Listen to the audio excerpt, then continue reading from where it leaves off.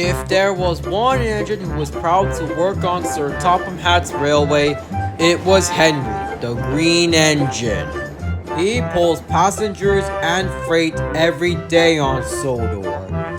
But there were other times where he stops at his forest after he finishes with his jobs. And he is proud to be the number 3 engine of the steam team. But there were other times as well where Henry does other jobs, especially goods trains. As soon as he was uncoupled from the coaches, he ran onto a siding to have a rest by the station. As soon as he was resting, he saw Percy and Toby speaking to each other by the water tower. Have you ever noticed that Daisy doesn't work on our branch line anymore, Toby? Now that you mentioned it, she moved to Allsborough to carry passengers up to Harwick now. Yeah, and we need another engine for our branch line now. Yes, indeed. And Sir Topham Hatt is planning on it now. They continued with their conversation. Henry, who was close by, had overheard their conversation. He started to think of something. Just then, his driver came back. Come on, Henry. It's time to go home. We're finished for today. So Henry left the siding and headed back to Titmuth's sheds. He was arriving at Titmuth's sheds. Douglas and Oliver were there. After he turned around on the turntable, he backed into his berth next to them. Hello, Henry. How's it going? I'm alright, Douglas. I just want to ask you and Oliver something. Oh, really? Like what? Well, it's just... Have you been saved from scrap, Oliver? Oh, yes.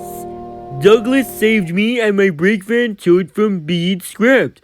And that's why we came to the island. That's right. Wow, you two. That was a great story. You really did save him from scrap, Douglas. Just then, Sir Topham Hatt arrived to see Henry. There you are, Henry. I need you to deliver a train of fuel tankers to the docks. Yes, sir. I promise I won't let you down. That's good to hear. After Sir Topham Hatt left, Henry felt pleased. You hear that, guys? I'll be taking fuel to the docks. That's good to hear, Henry. Good luck. I will. Henry was soon on his way delivering the fuel tankers to the docks. Nighttime came, but Henry still had his lamp on to see. He was heading through the entrance of the docks to drop off the fuel tankers. After he delivered the tankers, he was heading back to Titmuth's sheds, feeling exhausted.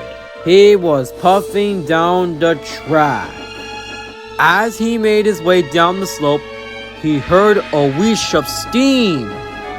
Henry rolled to a stop. What the heck was that noise? Henry decided to reverse. He rolled to a stop into an old deserted harbor.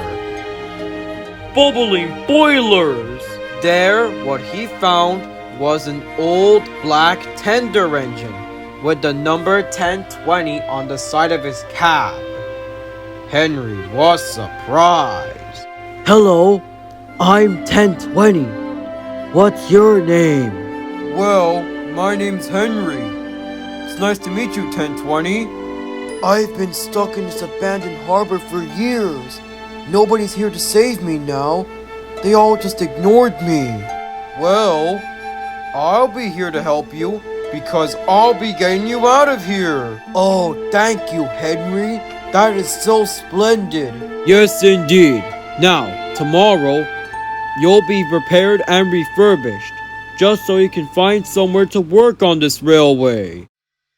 The next morning, Thomas, Percy, and Toby were awoke in their sheds to start their work when they noticed an engine arriving that they have never seen before. The 3 engines felt surprised. You must be Thomas, Percy, and Toby. I'm 1020, but you can call me Dane. And your friend Henry found me in an old abandoned harbor. I was taken to the works for repairs. And you'll be seeing a lot more of me, because Sir Topham Hatt assigned me to the Farquhar branch, so now I'm one of you. Hooray, hooray, hooray, hooray! From that day on, Dane was happy to be working on Thomas's branch line. He arrives at each station on time and never run late or delay. And he was proud to pull passengers. And he whistles hello to the other engines every day. But soon, Percy would have an encounter with two diesels named Splatter and Dodge. They play tricks on the steam engines. But that's another story.